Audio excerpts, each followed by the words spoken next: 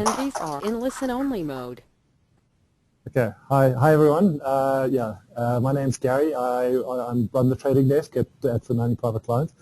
Just before we start, I just want to get a gauge. I mean, how many of you have not stockbroking accounts, but actual derivative accounts, futures accounts that you've actually placed the trade on a future or an ECFD or a Quanto or anything like that before? Just a quick show of hands, so I know sort of where we. Okay, so most of you guys, a few, not many. Okay, no problem. Well, anyway, today we're going to talk about gold. I think that the structure of it, I'm pretty much going to go through, just a little bit about gold. Look at some of the technicals on the gold price. We found a couple of things that seem to always hold, which is weird. But we'll look at the demand side, the supply side. So we'll look at some of the fundamentals of the gold market and what drives prices. And then, we'll see, try and make some sort of forecast, some sort of recommendation about where gold's going, which is always incredibly dangerous. But, at Vunani, we always, happy to sort of put our heads on a block. We always make calls. I mean, I think we're probably one of the brokers that we put out a lot of recommendations. We've got a fairly big research house. A lot of the big funds actually use our research house to train up analysts. So we're lucky enough to use their analysts. We've got our analysts and we've got their analysts for a while at some point, and we send out a lot of recommendations, so we're not afraid to make a call. But yeah, gold is notoriously difficult to call. And then, of course, I'm going to go through all the different contracts that are available to you and the different ways that you can trade gold, because obviously it's all good to take a view on the gold price, but unless you're going to make money off it, what's really the point of knowing where gold's going to go? So yeah, first, I just want to quickly touch base. I mean, you guys have all come to a gold seminar, so you're obviously interested in gold, but I want to sort of question, like, why the interest in gold? It doesn't pay a dividend. It's not like a company that will earn revenue. It's a commodity.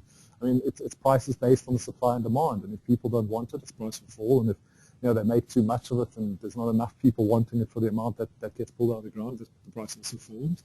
It's non-industrial metal, but yet it throughout history has been seen as a store of value. It's something that people just want, and for no real sane reason. I mean, it used to be used as money, and we don't even use it as that anymore.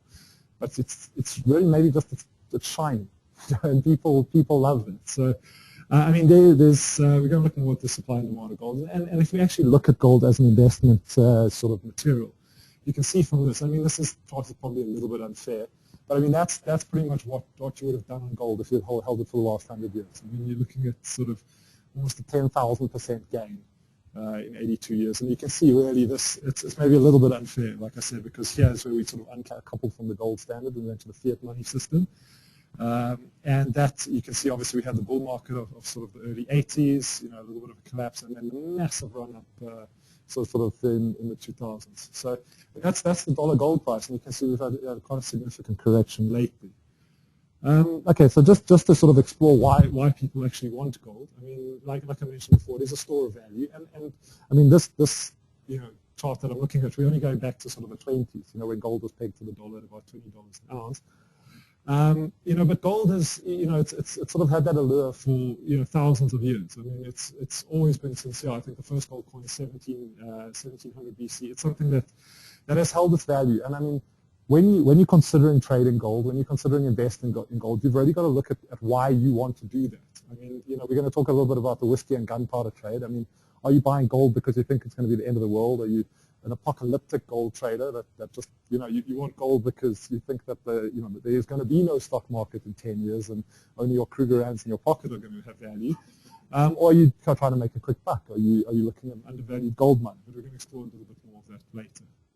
Okay, so where's the gold in the world? I think probably before that slide you want to look at that slide. So if you look at the gold statistics, that's pretty much all the gold that's ever been mined. That's all the above ground gold in the world. So it's really, compared to half, there's not actually that much gold out there. I mean, and that's pretty much where the store of value comes from. I mean, if everyone wants their little piece of gold and populations are expanding, I mean, the demand will continue. And it should be safe. But really, I mean, if you look at the consumption as well, I mean, you're talking 50% in jewelry, 40% in investments, and only 10% in industry. So it's really a demand-driven metal, and we'll discuss it a bit later. But the demand comes from, one, rising incomes, and two, investment, which is generally seen as an inflation hedge, or something you want to hold when the world goes to pot. Okay, but let's look at the gold technicals first. So I mean, this is probably what everyone is most interested in. And you can see over the last, since 2008, I mean, we've had, you had a little correction in gold in 2008, which again we'll discuss a bit later. But really, you can see we had a huge bull market. I mean, I remember back then, I mean, there was, just crazy. Everyone was predicting gold. When gold was at, what did it top out to? About $1,900 an ounce. And I remember the predictions, like gold is going to 2,500. I had guys predicting, I mean, back then I used to work for the papers. Guys, analysts predicting $5,000 an ounce in the next 2 years. It's not unreasonable, guys. It really isn't. And I mean, since then, obviously, we've had a little bit of a breakdown. We've had the start of a bear market in gold. And now the question really is, I mean, is that, that fundamental gold trend that we looked at, that huge spike, I mean, where will that collapse stop? I mean, that's what the technicians are really looking at. You can see clearly that the market is down, it's in a downtrend at the moment. This slide is a little bit older. But, it's not good news for gold investors, really. When a trend changes like that, you probably actually want to stay out of the market, or rather trade the market than follow a buy and hold strategy. Buying a Krugerrands and sticking away for the next 5 years probably isn't going to get you the return. If I'm looking at that chart anyway, than you would if you bought a stock portfolio. But again, you've got to think to yourself, why are you buying gold? This is something like that we have. It's a weird thing that has held ever since sort of the collapse of 2008, and it's the 144-day simple moving average. And it seems to always catch the lows. It caught the lows, I mean, incredibly. 1, 2, 3, 4, 5, 6, 7 times probably. And the gold, every time it sort of pulled back to the bottom of the channel, it would bounce off this. Why I picked the 144-day moving average, I have no idea. But it's something that seemed to work. Obviously, we finally got the breakdown about there. So that's where the oops happened. And then you started to get worried because you've had this trend that's been intact for a long time. And traders of gold started probably going, wait a minute, like maybe we should be reconsidering our positions here. You saw trading through there, it no longer held for about, it was about a year that whole relationship broke down. And we've now started again in a downtrend, that downtrend that we discussed, and you can see that exact same moving average is starting to catch the highs again. Again, this is a little bit older chart. We did a presentation on gold a while ago, but I updated it for you guys this morning. So the green line is again the 144-day moving average. And you can see that if you go back there, that's the first catch, and you can see it's caught to the second time over there. Again, we've had now a break of that moving average. So that could perhaps be an indication, and we've actually just broken through there. Right now, we're coming back to test it there. So, I mean, you really are looking at a fairly critical level on the dollar gold price at the moment. And if you see a break, if you see a bounce off there, again, that could confirm a trend change once again. I mean, this was a very long, this is sort of a 4-year trend that we're talking about. This a shorter downtrend. I'm sure if you talk to Elliott wave theorists and that sort of thing, they'll be telling you all about wave 4 and then perhaps or the ABC. But looking at just a simple indicator like that, we're getting an idea of what the gold price might do.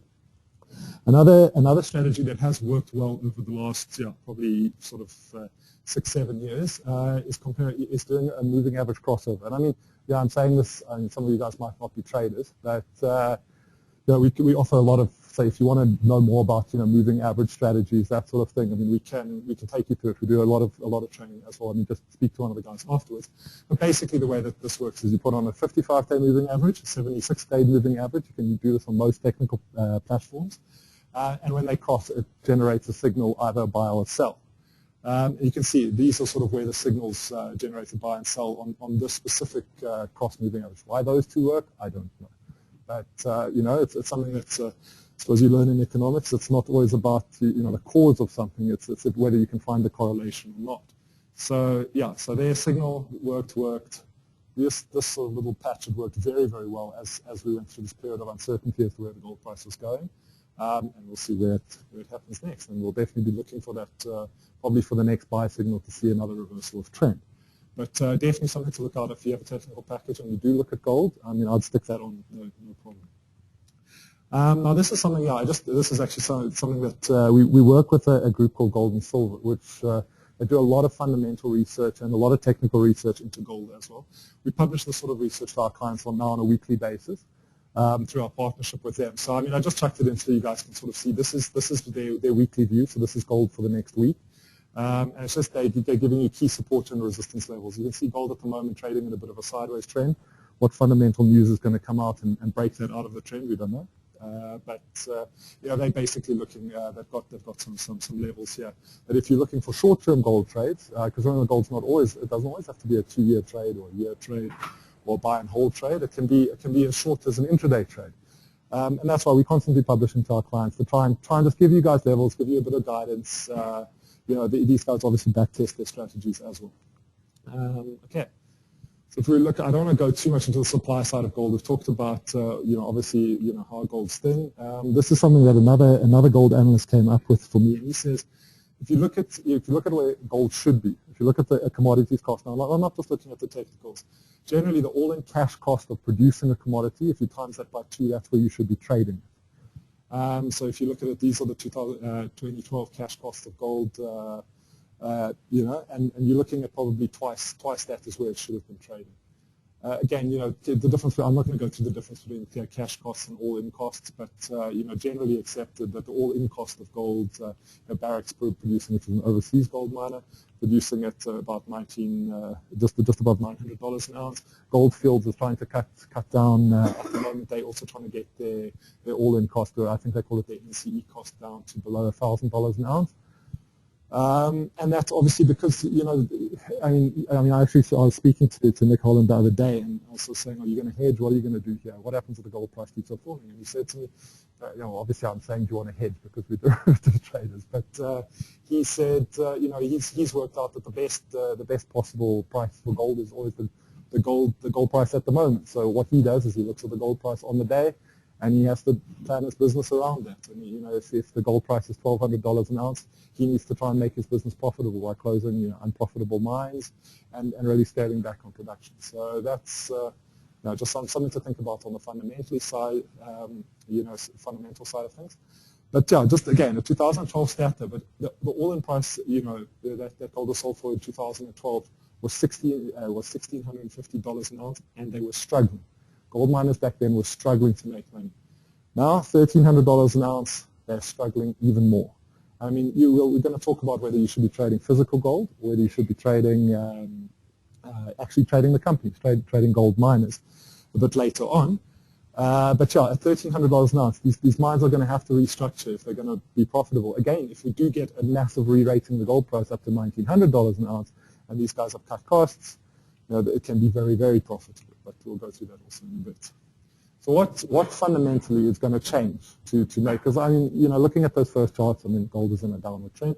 What's going to change it? What's really going to get gold turned around? Because I'm a gold bull in the longer run. I look at that sort of massive expansion. I look at the QE programs, and I think there's a good argument for gold. One, of course, nuclear war. Or not nuclear war, but some sort of political tensions around nuclear war. And you can see already the gold price is re-rating on the back of this. This came out from Bloomberg yesterday. Gold rose off a 5-week low, thanks to Russia, Crimea, all of that. And I really, we're looking at the different things that influence gold. And I want to stay away from conspiracy theories because I'm sure you can get enough of that on the internet if you research in gold. Everyone's got a theory on, that it's manipulated here and so is buying this, and JP Morgan actually has, owns Fort Knox and all sorts of things. And is there any gold in Fort Knox? I'm going to try and stay away from that. Just something interesting that I did see. If you look at what's happening to the Russian central bank over the last 5 years, they've been massively increasing their gold reserves. So I don't know, Vladimir Putin has plenty of gold in his back pocket. So if you were thinking that maybe he's a bit worried about going to war, I think he's got a bet on gold at the moment. So maybe it's likely, but that's a conspiracy theory, so I'm not going to go into it too much. In Russian holdings. So Russian holdings literally, it's one of the record increases. They bought, it up to about, it was over 1,000 tons now. That used to be Russia over there as Russian central bank. You can see the United States supposedly still holds the most gold. Again, there are all sorts of theories that, I think Fort Knox hasn't been audited in over 50 years, so no one really even knows if there's gold in there. But at the moment, those are sort of the official statistics.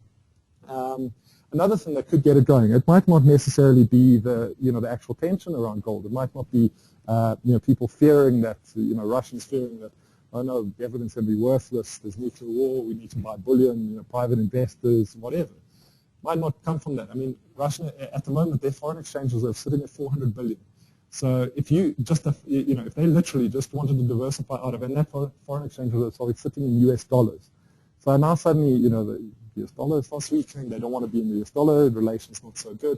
If they just diversify by 5%, they're going to buy they'll need to buy almost 25% of the global annual production. I mean, when you get a central bank changing its strategy or changing a decision like that, and central banks, I mean, think of what happened with Turkey the other day, with a 4.25% hike in interest rates. Central banks can make crazy decisions overnight, so don't put it past them. But yeah, that's 500 tons of gold. I mean, it's massive. That's what I'm saying. So the whiskey and gunpowder hedge is really, that's guys. They're buying Kruger and sticking it in their pocket because they scared the world's going to end. Then all the products that we're going to talk about later are not going to be for you. You're going to want to buy Kruger and put them under your bed because Russia's going to invade America and America's going to invade Russia. But I mean, it doesn't need to be something that dramatic that can get the gold price running. It doesn't have to be the end of the war. It doesn't have to be World War III. Just the fear of World War III, or the Russians deciding they don't like Americans. Okay, that's my conspiracy theory. But where's the real demand? Okay, we've already discussed fear as a driver of the gold price. I mean, people get scared. You can see 50% of gold roughly is gone in investment products, which is generally used, like I said earlier, for hedging. And it's worry. Like when the markets are coming off, you shift into gold. You normally see golds. They are very, they have been, you see on a short-term basis anyway. They're fairly counter-cyclical, but. These days it is more about income, and you can see in China and India, there's a definite correlation between a rising gold price and rising incomes in the East. And it's sort of there's a wonderful book called the Love Trade and the Fear Trade, and it's about the difference between what's the West primarily looks at it as it's a hedge. I need to get out of stocks. I need to get out of bonds. Where can I put my money? Oh, interest rates are rising. Where, this market's going to go south. Where do I go? I go into gold. Or, and that's not even when you're happy with US Treasuries. So you move into gold. Now that's very much a Western idea. That's a Western use for gold. But remember, there's a massive demand coming on the other side, from the East, which, the fear trade is the West. The love trade is obviously the East. And that, as people get more wealthy, they demand more gold. In the form of jewelry, whatever, just holding gold as well. And you can see in the last couple of years, this is literally the amount of gold demanded by China. I mean, it's risen exponentially in the last 3 years, and China is consuming a lot more of the gold in the world. And if we go right back again to that first chart of what the gold price has done, you can see this theme hasn't just been the last 3 years. It's actually about probably a 10 to 15 year trend change. And you can see that also in 2008 when everything was going south, when everyone was crashing, gold was crashing right there along next to it. It wasn't the safe haven that it's been previously. So yeah, it's something to consider that the dynamics are changing. It's not fully shifted, but the world is changing. Of course, India as well. I mean, India is a massive consumer of gold, and we'll go through those stats a bit later as well. I mean, you look at, if you are trading gold specifically, you look at the announcements out of India. I mean, in January, Sonia Gandhi came out, and remember, India, they changed their tariff regulations so that it went from 8% to 10%, but you also had to import something, and you have to, something like that. You have to import it, but then you have to have 25% of that cash invested offshore before you could sell gold. There's all sorts of crazy regulations coming out of India. And Sonia Gandhi literally just said, it was just an announcement that her political view was that they should reduce that tariff again. And gold, that's really when gold, if you again go back to, you remember where gold first broke out. I mean, everyone, all the, if you go to the websites that you can check, Kitco especially is a great, specifically gold website. Everyone going berserk about, what India is going to do. And the gold price then broke through that technical level. I think it was at about 1260, and it turned up. And from then, the technical traders came and took it, and sort of like, that was the explanation anyway, ramped it up. But it was all on this hype that perhaps India was going to drop their tariff. Because already there's been all sorts of, black market movement of gold because of that tariff. And I mean, India, a huge demand of gold. You can see it in those figures. To give you an idea again of the East versus West comparison, it's just something that I also like. Inside that little circle there are more people living inside that circle than outside that circle in the world. So I mean, you've got a huge demographic argument for rising incomes in China, it's a massive force. It's a massive global force that can drive the gold price a lot higher and is a very different driver from the Western driver. So if you look at here, this is quite recent, but you can see India and China demanding a huge amount of gold recently, and this is just also jewelry demand specifically. We'll send around the slides afterwards so you guys can have a look at it. China not huge. Saudi Arabia very big in per capita gold consumption. But interesting stats. Okay, I don't know how I'm doing for time, but okay. Now we've looked at basically the picture of what you should be considering, either doing a long-term trade in gold or trading gold a little bit more actively. But the first thing that you really need to ask yourself before you open an account, push a button, before you do anything, you need to work out why you want gold. If you're the guy that wants the Krugerrands because you're scared South Africa's going to fall apart and you're going to have to hop on a submarine and disappear and become a refugee, you don't want to trade investment products in gold. You need physical gold, and GLD is not going to do for you the new gold ETF. It just won't do. If you're an investor in gold, and I have a lot of clients like that as well, you find that people that invest in gold, like you either believe in gold or you don't believe in gold. You're either a gold bug or you're not. And the guys that believe that gold is going up, when gold comes down, it's a buying opportunity. When gold goes up, they're right. And they were always going to be right, and it was you for telling them not to buy at that stage that is wrong. So you've got to consider first your time horizon. So if you're an investor in gold, you're looking at longer-term products than if you're a trader in gold. Okay, the second question that you're going to ask as well when you're starting to trade, okay, gold miners versus gold, like actual physical gold versus the gold miner. Are you going to be an investor in a gold miner? Are you going to be invested in physical bullion? Are you going to be a trader of miners or a trader of bullion? At the moment, you can see sort of like for investors specifically. So I'm just going to touch on investors first because this is a derivative seminar. So if you look at it, you can see that spot gold price, again, a little bit of an old chart, but I can tell you that the gold mining index hasn't moved up too much in the last 2 years. Gold also, you can see from the first chart, it's come down slightly, but it has flattened out a little bit. But you can see a huge spread at the moment, 43% spread 2 years ago, but that spread's still very wide between if you had decided to invest in the physical rather than in the miner. And that's obviously the miners are struggling at the moment. And there's all sorts of things that affect them, like super taxes as soon as they actually make profit, and then you as a shareholder don't get it. So our preference, you can see, is longer term. You probably want to go rather with physical than with actually buying a miner. Now, if you're going to be an investor, these are a few of the options that you can look at if you want gold exposure. Okay, the first thing that's a very popular way is Krugerrands. Now, Krugerrands, a lot of people don't know it, you can buy that through a normal equity account. So all of this is available through a normal equity account. That's just a normal regular share trading account. A lot of people don't know. Every broker that gives you an equity account can buy you Krugerrands. You just ask them, the ticker is KR, they can go on screen and they can give you a double. I checked the double for you guys today, and there's sometimes an R on this, which I'll show you on the next slide. But yeah, pretty much like the market is inside what you get at the South African Gold Coin Exchange. So if you're going to buy Krugers, to go to Scoin or SA Gold, it is more expensive for you. There's at the moment it does shift around, but today it was more expensive for you slightly, and you can see that the market is it was 10 rand inside that double, and it's what's that, 350 rand inside the bid if you were selling.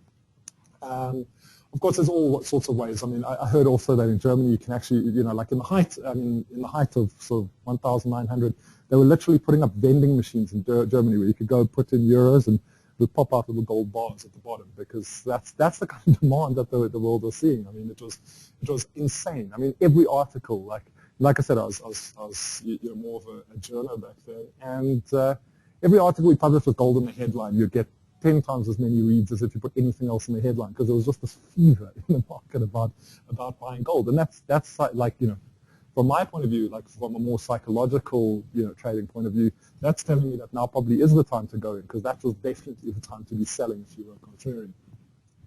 Okay, so that's the physical products. You can, of course, go to the retail shops as well. Then you've got all your exchange-traded products, which we're going to talk a little bit about. You guys, I don't know, how many of you know the Absolute Gold ETF? It's probably one of the most famous products. Okay, a couple of you guys. Okay, this is probably one of the most popular ways to get physical gold, but in paper form. So it's almost like currency backed by gold. It's one of the most popular products on the market. A lot of guys use it for trading. A lot of guys use it for investing as well. I'm going to go through the specs a bit later on it. Quantos, which is a very interesting product from the JSE, which is it's got an active double from RMB, but we'll again talk about that later. So there's your physical on the left, and you've got sort of your miners on the right.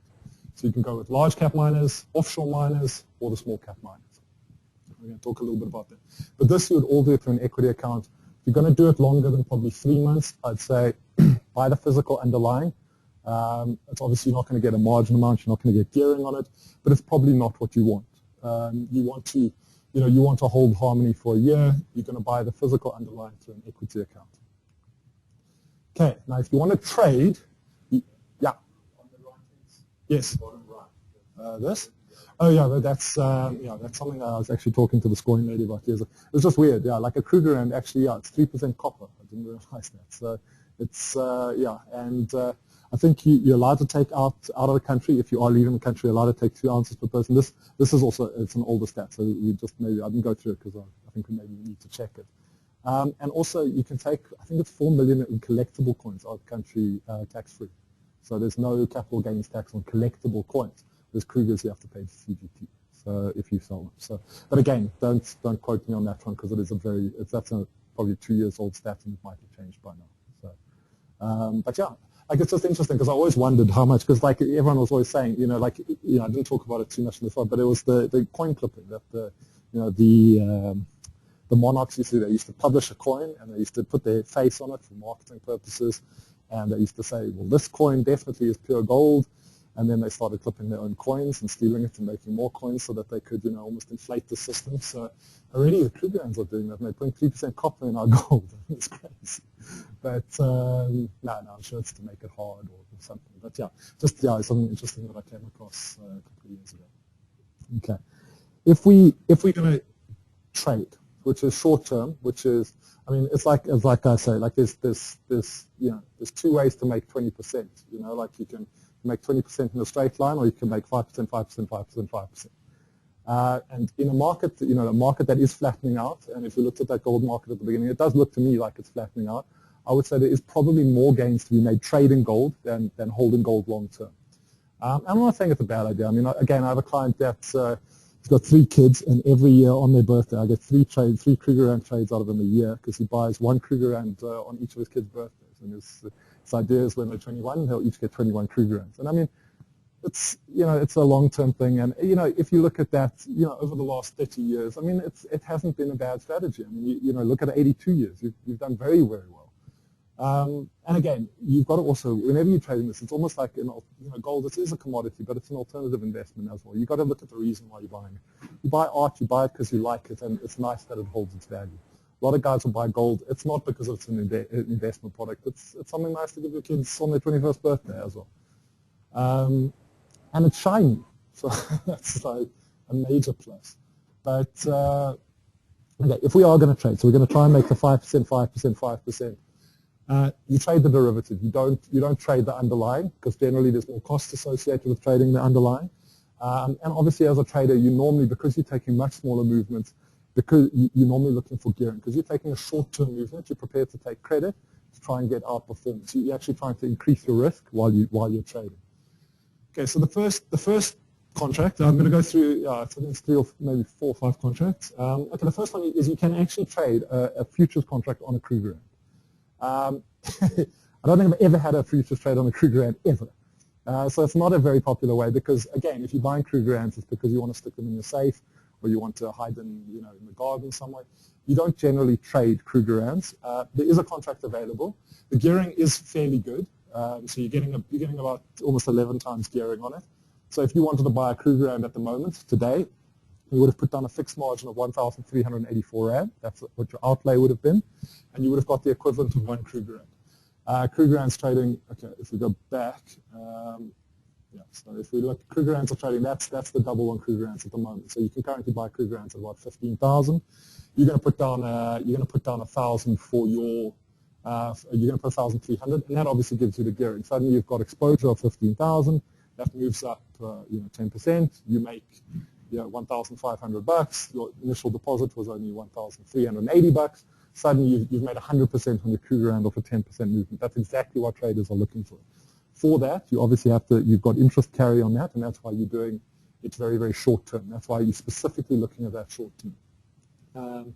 The fees, again, like I said, the fees of trading it are a lot lower because you avoid a lot of the other things. But like I say, Krugerrands, I don't think, Sean does a lot of our futures. Sean, have you ever had a Krugerrand trade on a contract? Never.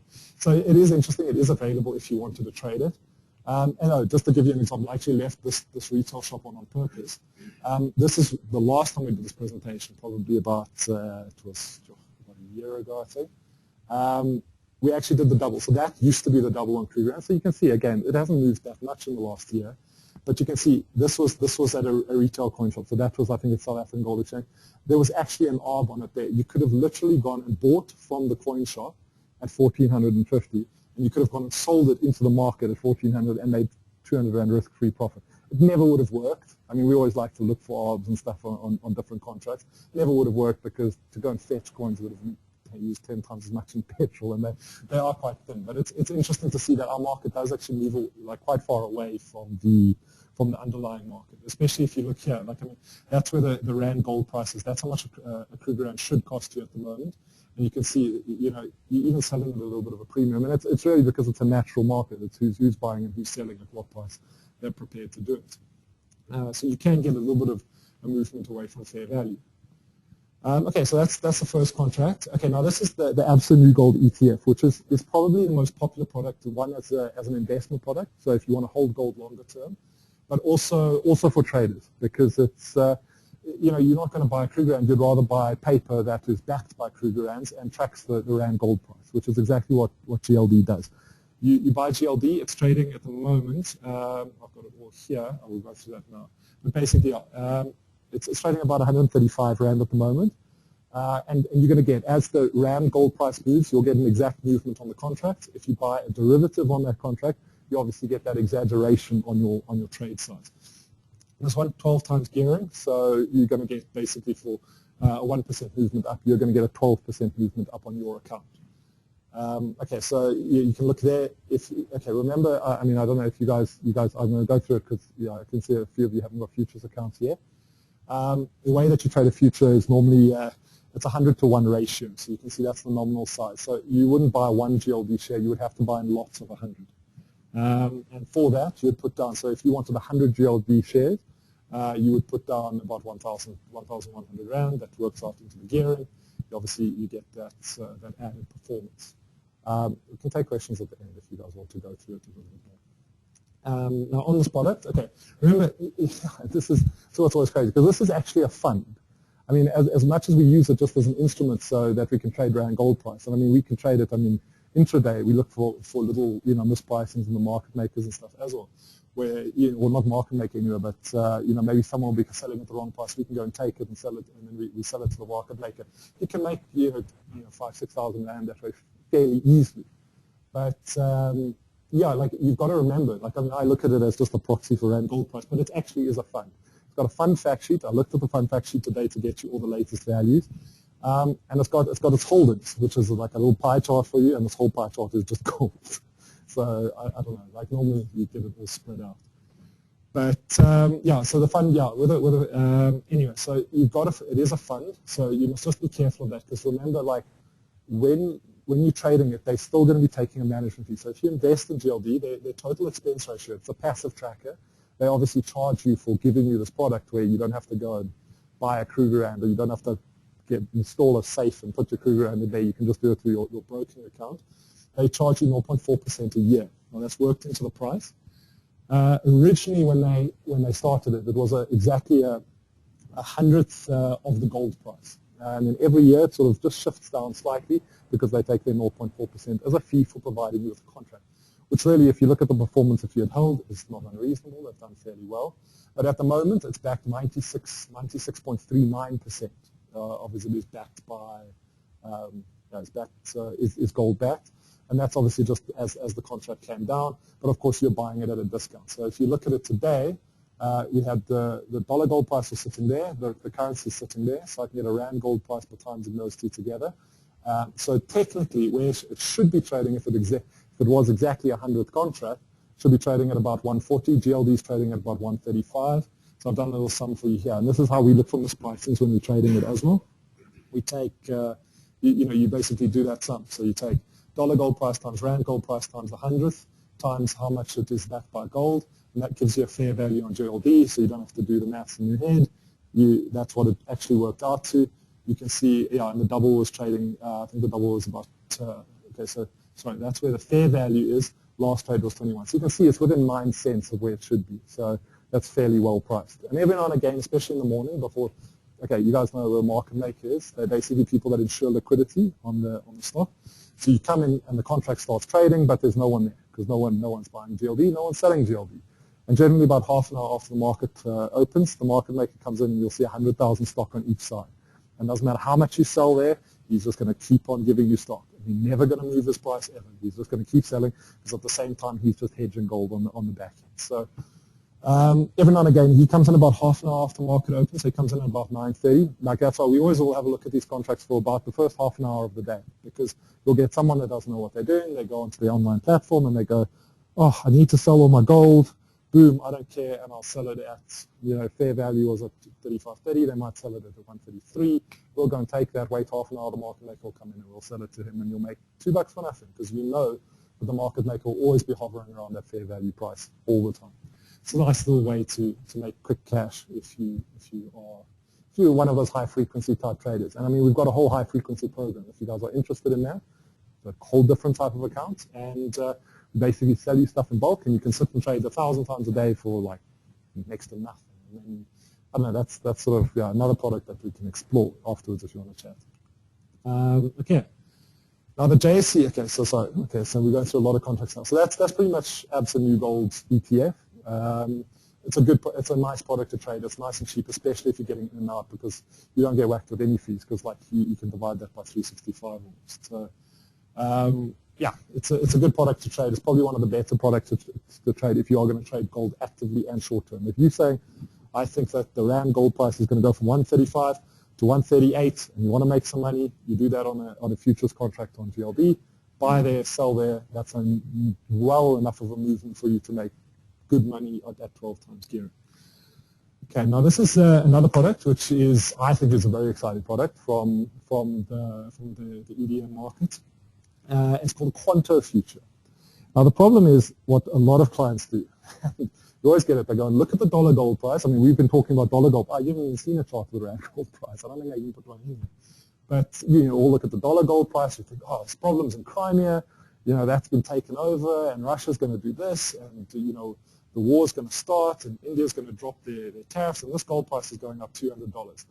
And you think, cool, so you go and buy GLD because you want to make your money on the gold, and as you buy GLD, everything happens exactly as you imagined it, and the gold price goes rocketing, and because it's there's a lot of panic, money floods out of the emerging markets, and the rand collapses, and all your profit disappears because the contract stays exactly where it is because the rand has moved against you. So even though you're technically holding physical gold and you could convert it either way, your final profit, we all care about how much rand can we make. We don't care how many dollars we made on the trade. We care about how many rand we made on the trade. So the JSE is given this wonderful product, and if you look at the spread, it is tight. It is very, very tight. That's the actual spread on the NIR that was trading today. You can see gold was trading at $1,311. I'm sorry, I put an R there. That's actually dollars. I suppose it depends if you trade in the quantum or not. But basically, gold is trading at 1,311. That was the spread on the quantum. So you're looking at a very, very tight spread. I mean, if you're going to buy at 1,312, it's not much. Now, what the quantum does for you is that it actually gives you exposure to the dollar gold price in rand. So they do all their magic on the back end, and they actually hedge out all the currency risk for you. So you're no longer trading physical gold. What you're actually doing is you can go and look at a dollar gold price chart and say, I think dollar gold is going to move from 1,300 to 1,500. I want to get involved in that. Cool.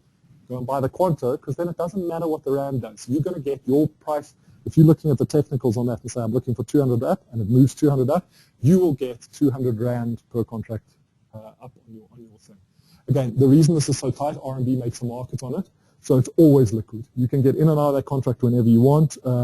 It's not a problem. You can trade that all day long. The buyers and sellers will never dry up.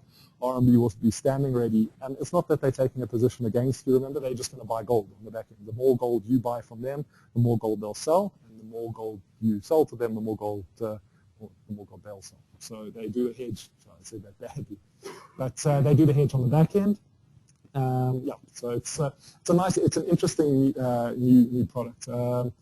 Okay, and yeah, so I've given you contract specs again. We'll send around the slides afterwards, but there's the contract specs on how much your margin is, how much you'd have to outlay on both the near contract and the far contract. Nears and fars, remember, on futures is just to do with the expiry date. So you can see that contract, because futures, remember, they normally expire every 3 months.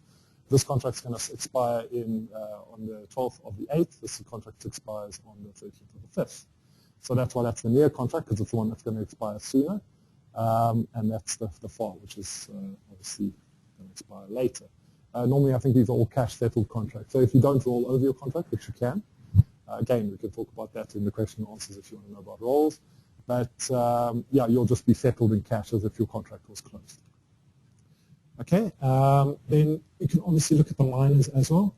Like I said earlier, I don't particularly like the miners. I don't like, if you're trading, a lot of people will trade their equity. They'll trade equities because they want quick movements, and they like the miners because they're very volatile. And they like it if they get a dollar price movement, like a dollar gold price movement, then they think, okay, cool, these gold miners are going to recover.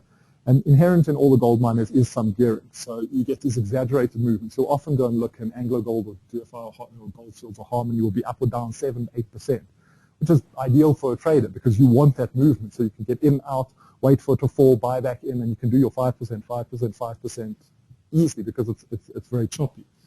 For me, it's a little bit too choppy to trade derivatives on because if you look at it, I mean, 9 times gearing, 7 times gearing, 6.5 times gearing, you add that to a 10% movement in a day, it can get when you're the right way around, you make a fortune. The wrong way around, it's very, very hairy. So I prefer to rather I'll just gear on the physical, the movements are a little bit less exaggerated. But yeah, you can see, now obviously the majors, the gearing's okay. You can see you can obviously buy, like if we wanted to do a trade on, which one? To Anglo Gold, which is probably our preferred. We think that's probably fundamentally the strongest company. I think SAFEX probably agrees because they're giving us the most gearing on that one, so they see it as a lower risk counter. So we'd have to buy 100 Anglo Golds, a fixed margin for 100 exposure to 100 Anglo Golds would be about 2,000. Again, 1% movement up is going to give us about a 9% movement in our account. Okay, if you look then, you can trade the small cap miners, which I really don't recommend because that's getting very hairy. And some guys love it, so don't get me wrong, this is my personal preference. But you can see these are crazily illiquid, they're very, very dangerous.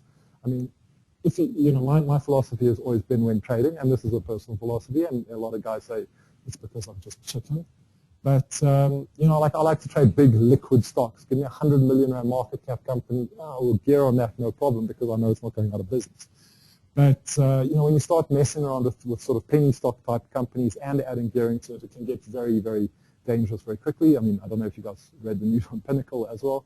I mean, that's, a 3 billion market cap company. You got a 10 times gearing on that. You get a 50% fall in 2 days. You straight into margin call, you get your account will be wiped out. Now, obviously, SAFEX knows this. They don't want all the clients to default, so they lower the risk for you. If you look at a contract like Village Main Reef, SAFEX is giving you 1.5 times gearing, which is basically nothing. You can go and rather buy that in equity, but you probably don't want to buy it because then it's trading at 48 cents. Yes, maybe it will recover, but as a trader, maybe you trade on the equity, but again, I said this is based on SAFEX margin only. Remember, there's also a clearing bank. You probably wouldn't even get Village. The clearing bank, a lot of brokers wouldn't even list a future on that for you because it's just too dangerous. I mean, what kind of margin do we need to put down for you if your stock can move sort of 40-50% a day? It becomes very dangerous. So the clearer will normally increase that and decrease your gearing even more. So that contract probably not going to be viable for you to trade. DRD, I've traded on DRD and Isabania on on futures, and no problems. I mean, we actually had a client made a lot of money on Sabania. We caught it just after going bundling from Goldfields, and rode it all. It sort of collapsed about 50%. Bought contracts on it, re-rated all the way up, made an absolute fortune off it. But again, he made a fortune because he was prepared to take a huge amount of risk. And it depends on you. So you've probably gotten my feeling on gold mines so far. So this is also from the presentation we gave a while ago. So this slide is very, very old. But Angry Gold Ashanti, none of these gold miners from East Africa are above the prices on that chart. And that, you can see that was sort of probably this time in 2013 that we lost. We did this, and they still, when we told everyone not to buy gold miners, we were right. Like a year ago, we were right. Rather buy new gold. Okay, new gold hasn't performed exceptionally well, but it has protected you. It has protected you. It's been a great currency hedge. And while the gold price has come off, which is unfortunate, because we're under this weekend, the actual gold price, new gold as a product has been fine. So we're happy with that. Small consolidation, we can see that one going higher in future. Take that also with a pinch of salt. One day the gold miners will turn, and one day they probably will do well. But at the moment, we're still preferring to hold physical over mining. And then I just want to give you, I don't know, this strategy is one that, like, if you are going to trade gold miners, it's a market neutral strategy. I thought I'd chuck it in there just for the guys that maybe don't want to go directional. It's basically, it's called a pairs trade. I don't know. Does anyone heard of a pairs trade before? 1, 2. Okay. So a pairs trade, a pairs trade. Now, a pairs trade it's a market neutral strategy. So you don't actually care if all the gold mining index goes up and down in this strategy. What you're actually doing is you're playing one miner against the other miner. So in this case, I've just given you the ratio, the way that you normally trade it in ratios. So we've taken Anglo Gold, so we're buying Anglo Gold, we're selling Goldfields. So we've looked at both companies, and we say Anglo Gold is the better company out of the two. We think Goldfields is rubbish. And so we put that, so we divide that price by that price, and we get a ratio, and I've plotted the ratio for you, and we put a Bollinger Band on it. And you can see that generally they sort of trade in tandem, but there is a definite sideways channel on that one. So now I'm happy to trade this one. So you can see it's all the way down there. So now what we're doing is, Anglo Gold, so we're going to buy Anglo Gold. So now all we want to improve that ratio is we want Anglo Gold, the one that we bought, to go up more than GFI goes up. So if Anglo Gold goes up 3%, Goldfields goes up 2%, our trade moves deeper into the money. Because it doesn't matter how much the market goes up. What we make on the long, we lose on the short in market movement. But as long as our preferred stock continues to do slightly better than our laggard stock, you'll make money on that trade. The same applies to the opposite. It doesn't matter if the whole market collapses 40% tomorrow. You don't care. The gold mining index goes down 40%. Everything that you take on market movement, you'll gain on the short. So your short GFI will do great. Your Anglo Gold will be losing money, but as long as it's losing money less than Goldfields is losing money, you'll be fine. You're going to make money on that one because Anglo Gold is outperforming GFI. That's all you care about. Now, gold price can do whatever it wants. Everyone can do whatever it wants. As long as you can find a relationship between the two miners and you have a fundamental reason why you think one miner will outperform another miner, this is the type of trade you can do. You can ask us to help you with it if you want to do a pairs trade, but basically you just match off the two nominals. We've got algos that we can run for you. When I say algos, that's algorithms, where literally we can actually put the order in and it will just algo the order in, so it will only ever buy when your stock is perfectly in the right ratio. And we can just run that algo for you, no problem. You just say, I want to do 200,000 on the side or whatever it is, and we'll put that in, boom, and your pairs trade will be there. When you want to unwind, you can just call us and we'll run the algo the other way around. And get you out of the trade, and hopefully you make lots of money. Also, if you do want to do pairs trading, we'll also give you like a discount on a fairly hefty discount on brokerage because you're obviously doing twice the volume of trading. So you obviously need a discount because the movements you look for are quite small. But at the same time, we know the risk on you is very low because if there's a 40% correction tomorrow, there's a new Lehman Brothers that collapses. It doesn't matter. You're not going to lose a huge amount of money. It's a very safe strategy. And it's actually, one of our hedge fund managers specializes in pairs. He runs a whole market neutral portfolio, which is seen as an alternative investment. He just tries to beat cash, but when the market's collapsing, he probably will still make money. I think in 2008, yeah, there was a guy who had a 500,000 rand portfolio, and he took him up to about $1 million just through pairs trading. So he did very well through a very difficult market. Problem with that is when the markets are running like they are now, then everyone looks at him and goes, oh, come on, the market's up like this much. How come you're not performing? He's going, but we're waiting for the crash, you know. So it's a market neutral strategy. So just bear that in mind. I always put this in, but I'm not going to go through it now. How are we for time? Okay, so I'm going to wrap it up. I'm not going to do it. So this is more just, I'll put it in the slides, read through it. It's some probably 7 habits for highly effective trading. So it's a couple of things that if you are starting out in trading, stick this on the wall next to your terminal, or put it on your phone next to your broker's name as notes, and just try and follow through. It might help you out. Okay. Now, I just want to say a little bit about us as well.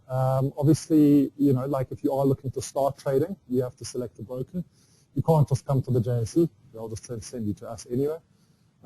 You have to pick a broker. So every year, so this is where we print ourselves, but every year, like the business day, Investors Monthly and Intellidex does a survey. There's a few categories. Last year, we won the People's Choice Award. So we were the #1 broker as rated by our clients. That means our clients are the happiest clients in the market. So that says something for us. And you can see they rate us on trading platform, advice, service, the whole lot. The clients go through a 5-minute questionnaire. And I mean, we're taking out Destek, IG. I mean, that's like a FTSE 250 company, and we're killing it. So very proud of this. And I think we've come a long way. So yeah, it's something to consider. If you are looking for a broker, I'd say go with the best. If you have a broker and you're not happy with your equities, you're not happy with how they're servicing, if they're not giving you research, if they're not prepared to spend time talking to you each day about what trades you want to put on, you should just switch because there's better out there.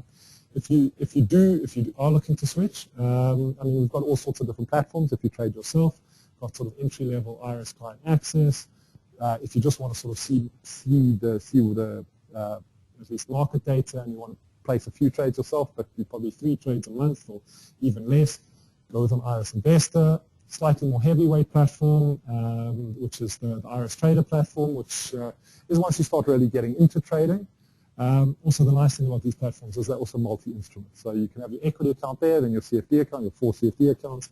You can check all the different types. You want to trade all these on the one hand, but you want to trade something else. The platform can handle all of it. It's actually the platform that we use to deal with clients as well. We can make that available to you if you are a more average trader. And then this is sort of a beta platform. It was still a beta platform, unfortunately, but it's probably one of the highest end platforms. It's a very exciting platform. It's got algo studios, all sorts of things. We haven't been rolling this out to clients we started rolling it out, but as a beta test to some clients, and it's still got a few glitches in it. But when this thing takes off, it'll be the leading platform in the market. Like no one will touch it. It will be unbelievable. I mean, you can make a chart and you can trade off the chart, you can do all sorts of things. But still a few hiccups. So we haven't rolled that out yet. If you want to come and do a demo test of it, you're welcome. We will still give you the platform. But just be aware there might be a few glitches. Obviously not on your money, or we'll still guarantee the trades and all of that. But you might get funny pricings on your account, that sort of stuff. So yeah, but that when it rolls out is going to be amazing. Of course, we've also got Saxo. This is like also a fairly high-end platform. It's more to use for our offshore clients. If you want to trade, some obscure fund in the Philippines, this is where you come to do it. If you want to trade orange juice in Miami, you do it through here. They've also got a local platform. It's a lovely platform. They spend, I think, $1 billion a year keeping it ahead. It's one of the world's foremost platforms. The JSE plugs into it, so you can trade all your local stuff through it as well. The only thing that I found on the platform may be a little bit slow for very active trading. But I think that may be also my phone connection. So. But yeah, very, very good platform. It's one of the international leading platforms we can make available to you. We are, as you can see, a multi-platform provider, so whatever you're comfortable with, I'm sure we've got a solution for you. Then to open an account, very, very simple. Mike, Sean, they can take names at the end if you are interested in switching. Basically, we need the 4 FICA documents the same as everyone. We need, obviously, to sign an investment mandate. It's a one-page mandate, or it's at least one mandate. You just check what types of accounts you want, whether you want equity, futures, yield X. You just pick what you're interested in, and we can help you. can fax it through to us, and all JSE accounts will open in the same day. So it's very, very easy to start. And that's me. Sorry, last thing before I take some questions. Yeah, you can follow us. The one thing that you guys should do is probably follow Vunani. The guys are tweeting morning calls. You know, where's the Aussie going to open in the morning? They'll put up their Aussies, their forecast, where the market's going to open.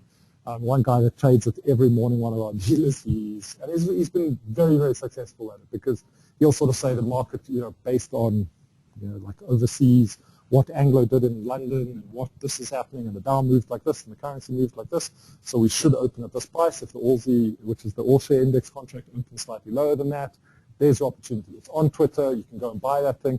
Probably right, I don't know, 70% of the time. So, and we're always publishing ideas. You'll see it, like guys will ask us questions and we always reply on Twitter. So it's nice to follow. Also, yeah, you can follow me. I also post market type stuff. And also, yeah, we're going to be doing share shoot-outs soon on CNBC. Please watch me and please vote for me as well, because yeah, this year it's like a 40-week season, and it's like a league, and only the viewers' votes count. So if you guys watch that, it's a lovely stock picking show, lots of good ideas in it, and vote for me. So that's it. That's my spiel. I'll open the floor to questions. Done.